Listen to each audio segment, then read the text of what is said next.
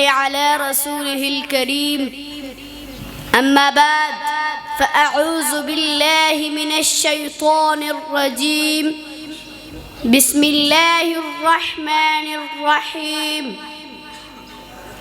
ما كان محمد أبا أحد من رجالكم ولكن رسول الله وخاتم النبيين وكان الله بكل شيء عليما وقال النبي صلى الله عليه وآله وسلم أنا خاتم النبيين لا نبي بعدي صدق الله العظيم وصدق رسوله النبي الكريم ہر ابتدا سے پہلے ہر انتہا کے بعد ہر ابتدا سے پہلے ہر انتہا کے بعد ذات نبی بلند ہے ذات خدا کے بعد محترم اساتذہ کرام اور تحفظ ختم نبوت کے جیالو السلام علیکم ورحمۃ اللہ وبرکاتہ۔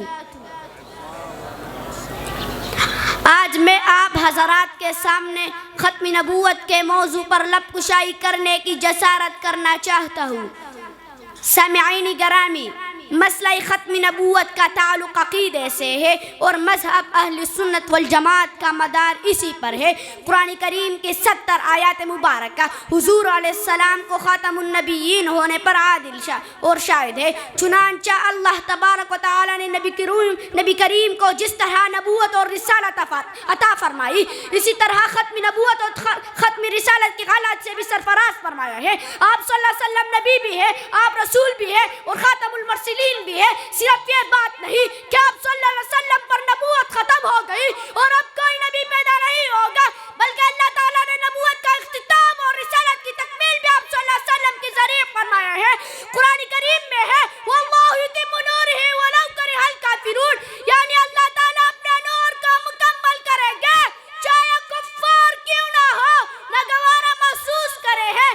ارشاد فرمایا وَيَأْبَى اللَّهُ يُتِمُّ نُورِهِ وَلَوْ كَرِهَ الْكَافِرُونَ، یعنی اللہ تعالیٰ اپنے نور کو مکمل کریں گے چاہے کفار کیوں نہ ہو، ناگوارا محسوس کریں گے۔ سامعین محترم، سرکار دو عالم نے فرمایا انا خاتم النبیین لا نبی بعدی، میں آخری نبی ہوں، میرے بعد کوئی نبی پیدا نہیں ہوگا۔ آج اگر کوئی جھوٹی نبوت کا دعویٰ کرے تو مسلمہ کذاب کہلائے گی یا غلام احمد قادیانی کی طرح لیٹرین میں مرے گا۔ وما علینا الا البلاغ المبین۔